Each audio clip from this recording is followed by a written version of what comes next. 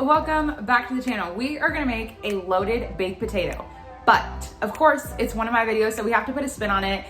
Bacon, cheese, sour cream, that's good on a baked potato. I mean, it's incredible on a baked potato, but I wanted to do something different than that and more than that. I have a loaded baked potato, loaded potato, baked potato, what? I have another video that is loaded baked potato themed, but this is gonna be something completely different. There are a couple routes that I wanted to go with, routes, a couple different ways I wanted to go with this, but we're just gonna make my craving dreams come true, because why would I go out and spend $15 on one loaded baked potato when I could make like 15 of them for that price? All right, let's get into it. Oh, I'm so excited. Okay, let's get into the video. Okay, for our loaded baked potato, of course, we need to start with some potatoes. They're all like differently shaped and I don't know, just kind of ugly, I guess. But I mean, they were on sale, so you can't really beat it. So I have one russet potato, also known as like a baking potato. It's like medium size-ish. And then obviously, I'm assuming this wanted to be two, but they're like twins. Anyway, these are red skin potatoes. As you can see, the skin is super thin on these, whereas this is obviously thicker. Personally, whenever I'm making a baked potato, very rarely do I ever eat the skin, because the skin gets so roasted that it's almost tough, but the inside is so fluffy and so pillowy. It's specifically for this one. And this one, well, to be honest, it's been a really long time since I've even had red potatoes, so I don't know. Well, I'll let you know in the end if I end up eating the skin. But all of these like imperfections, I don't want to go ahead and cut them now, because if I cut them now, for one, it's just gonna make our potato roasting situation a whole lot harder than it needs to be. So obviously scrub them, clean them, make sure they are good to go. But other than that, you can leave all of the little stems and everything, because you're not gonna eat that in the end. Then I'm gonna take a fork, and you just want to make little holes. This is basically like ventilation for your potato so it doesn't blow up. And yes, it literally can blow up. I almost said in the microwave, but I guess it could blow up in the microwave. That is how my mom makes her baked potatoes, and I still have yet to try it, but like, I'm sure it works. But I also probably need to get a new microwave, because my microwave is trash. But if you guys have any recommendations for a good microwave, one that's like countertop, not the one that has to like be connected, not connected, but you guys know, the one that goes like above your stove, yeah, your girl cannot have that one. So I'm just gonna continue poking this with a bunch of little holes. You could also use a knife, but you definitely wanna be careful. I just like to do it on all sides. The amount of holes does not really matter. And yeah, okay, I'll come back when we're done. Then I have my very well-loved baking sheet. I know everyone likes to clown me and say, oh my God, it's so ugly, but it works. I lightly sprayed it with a little bits of oil. I'm just gonna place them down on here, and we're gonna drizzle just a little bits of oil, just for the sake of helping it get a little bit more toasty and for flavor. But let's be honest, a lot of people I know season it with salt and pepper, but you're not seasoning the inside, you're just seasoning the outside. And if we're not gonna eat the outside, why would we waste all that time putting in flavor when it's not really necessary? So it's up to you. I'm just gonna do like a tiny little dollop of oil, being super cheap with oil, because like I said, it's not really gonna do that much. Then give it a little toss. It does not have to be perfect. I know some of you guys are like, but salt and pepper. Yeah, no. Okay, now I have my oven preheated to 425 degrees, and we're gonna put this in. Obviously, the size of your potatoes is gonna make the difference between a less time baking versus more time. I'm gonna go with an hour, because I think they'll be done by then. If not, I'll let you know. In our Instant Pot, this is where we're gonna do our chicken. Now, I know it's I know what some of you guys are thinking, why didn't you do your potatoes in here? Obviously, I would need to do the potatoes separately and then have to do the chicken, and that's just a lot of work, and we do not have time. I feel like that TikTok where it's like, we do not care. But so anyway, it also makes things a lot easier just to do it in here, and we are going to cook everything until it is fall apart tender, like extremely just like shredding. So first in here, I'm gonna add 4 chicken thighs. They are bone-in and skinless. Could you do it with the skin on? Yes, but obviously everything is gonna become super like stewy in here. And if chicken skin isn't crispy, I'm not eating it. And I don't know, it's just like, yeah. So, okay, can you guys even see in here? There are a little bit of fat pieces here and there on the sides. I wasn't too, what's the word for it? Precise when it came down to cut. Yep. All right. Nope.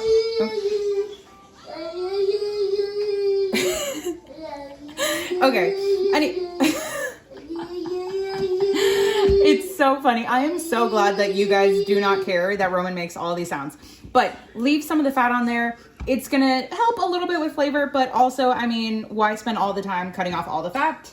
Then, of course, since this is a like taco themed stuffed baked potato, we're gonna add salsa. This is just the one, can you guys see that? Okay, this is just the one from Aldi. Any salsa that you have works. I recommend it not to be like a creamy salsa. Definitely if it's like an avocado one, I don't really think that's gonna work. Avocado at high temperatures can sometimes tend to like curdle. I know that's such a disgusting word, but anyway, so this is half a can of 24 ounces. So about 12 ounces of jarred salsa. If I could get it out of here. Then because our salsa is super mild, I'm gonna add some of this harissa paste, which it says spicy on there, but if you guys have been watching my videos for a while, I literally have like a fourth of a cup left. It is not very spicy, and I love heat, but this to me, I feel like I would have to add half the jar for it to even be spicy. Oh, and I also cracked it. Anyway, so about a tablespoon of that. Then I'm gonna give it, I know this is kind of loud whenever I crack it on camera. We're gonna add about a teaspoon of some salt, depending on the saltiness of your salsa. Then then you can, oh, all of the S's, oh my goodness. Then you can add more or less salt. Then I'm gonna add some black pepper, a teaspoon of some garlic powder, and a teaspoon of some onion powder. Then I'm gonna add about a tablespoon of some taco seasoning, give or take maybe a little bit more. You definitely want to build all the flavor as much as possible in here. And I've talked to you guys about it before. Whenever you are using taco seasoning, try to get one that either is reduced sodium or sodium free, so salt free, because most of the time all you're paying for is a lot of salt and a little bit of seasoning. You guys can look up a recipe, but I have at least 4 to 5 videos of me making taco sauce in recipes. Taco sauce? Taco seasoning. Oh my goodness. Then, because I just realized I had this from Aldi and I definitely have not used it, as if I didn't already have a bunch of seasonings, I'm gonna add a little bit of hatch chile verde, salt, sugar, onion, garlic, jalapeno, torula yeast, I have no idea what that is, citric acid, bell pepper, natural flavor, which isn't natural at all. Okay, all right. It smells like taco seasoning, but we're just gonna add a little bit of that. I can see that there's salt in there, so obviously, and your girl just read salt is okay, perfect example right here. This is a taco cart seasoning, so this is like all the different things you would use to make like tacos, but the first ingredient is salt. The same one in the carne asada, salt. The cilantro, lime, cilantro, tequila, lime, sugar, then salt. Street corn, salt. So see, that's what I meant, where all of the seasonings that are pre-made are filled with a lot of salt, and which is good, but sometimes people will add more of this because they want more seasoning. But of course, with the first ingredient being salt, you're adding a lot more salt than you are seasoning. I always recommend if you ever want to try a seasoning and you just can't find it, or it happens to be more expensive, which it usually is, for something salt-free or reduced salt, look at everything that's on here and just buy all of those that are in there, and it'll go a lot further. This I think was like $4 and some change. It was worth it in the end, but yeah, it's just a lot of salt. Okay, so for now, I think that is pretty much everything. We're just gonna give this a stir. And of course, whenever you're using the Instant Pot, it thrives on moisture. You need to have some type of liquid in there, because if you don't have liquid, I don't wanna say you will create a bomb, but you most definitely will. Okay, there's a decent amount of liquid in here, but we definitely need some type of water because this is a thick liquid. Yeah, thick juice in here. So we're gonna add some water.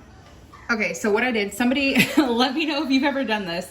I know it sounds like I'm saying like I created something new, but I was talking to a friend about this who actually happens to have the same name as me, and she had no idea that people would add water to jars and shake it up if you didn't have like enough sauce, or to get out the residual if you don't have like a little silicone scraper. Anyway, so I added about half of a cup of some water in here. And I think that is pretty good. Of course, I'm gonna scrape down all of the seasoning on the side here, so then we can get everything nice and going. Okay, so now we are going to add our lid. Excuse me, hello? Add the, hello? There we go. We're gonna add the lid, put it on sealing. We're gonna close the lid. Mine is a little bit different, so I'm gonna put, the face of mine is a bit different. So I'm gonna put mine, you guys can't even see that. Okay, there we go. So you guys can see, I'm gonna put mine on manual. It just turned on without me doing anything. Manual for 25 minutes. And then I never do the natural release of just letting it like slowly escape, because then it just has to sit there. So I just release the pressure. Okay, I'll show you guys. This is gonna go for 25 minutes. Our baked potato has 40 minutes left. I might even do the natural release. Anyway, cook it for 25 minutes on medium pressure. I have no idea, guys. My Instant Pot, I don't know enough about it. Okay, bye. Okay, as you guys can see behind here, we have our potatoes. They are out of the oven, super, super tender, and woo, if you pick them up, the bottom of them, because we added the oil, then they got like nice and crispy. Anyway, this has been bless you, bless you, bless you, Roman. These have been sitting for 10 minutes, as it says on here. So I'm gonna go ahead and turn it off. Obviously, the little pressure valve is up, so that means there is a lot of steam in there and pressure. So we are going to go ahead and swipe it, and it's super loud on camera, so I'm gonna go ahead and do that off camera, but we're gonna release the pressure. Okay, our chicken is super nice and stewy, and do you guys see that? It's literally, I can't even pick it up. It's just falling apart. Let's grab the bone. Oh, okay, that is so hot. It's like splattering everywhere. If I can even pick this up. Literally shredding apart chicken, obviously because of the pressure cooker. Now, could you do this in the slow cooker? Yes, but would it come? Ow, that is so hot. Okay, could it come together quicker in the Instant Pot than obviously the crock pot? Yes, but will it still taste the same? Oh, so good. Okay, all of that extra seasoning was so worth it. Do not throw away any of the juice here. For one, it's gonna make your chicken saucier. But then for two, you can toss it over rice, or you can save it for another dish. Oh my goodness. Okay, I'm gonna go ahead and take this off the bone, and we're just gonna shred it up. And yeah, we'll come back. So now I have our plate. I just chopped a bunch of green onions because I love green onions on a baked potato or pretty much any type of food. So if you see a little bit of green residue, that's where it came from. We're gonna take our very giant, obviously hot potato, but that's that crispy bottom I was talking about. And we're gonna open it up, but it is kind of hard to open up. And let me just tell you, it's kind of gonna be a mess to eat, but it is the most delicious mess. Should I open it like this or this other way? I think this way I can get a lot more in here. Maybe, maybe not. I'm gonna cut kind of like a little, so hot, like a potato wedge slice out. Okay, yeah, that happened very quickly. And then we're gonna save that for mama. Then I'm just going to try my hardest to like pop it open without fully, you know what? We're just gonna fully cut it open because we don't care. And yeah, we'll just leave that part on the side. Then what I like to do is kind of just start fluffing everything. You can even just like slightly mash it down. And you're basically just making like, well, a mashed potato bed for what? For your baked potato situation here. Now we can go ahead and season with a little bit of salt and pepper. I love a lot of black pepper on my potato. Then we can add our pulled chicken. Now, of course, you do want to kind of drain it a bit so it's not super wet and soggy. Just add all of that. Okay, let's add a little bit more meat because why not? Bless you, bless you, bless you. Twice in one video.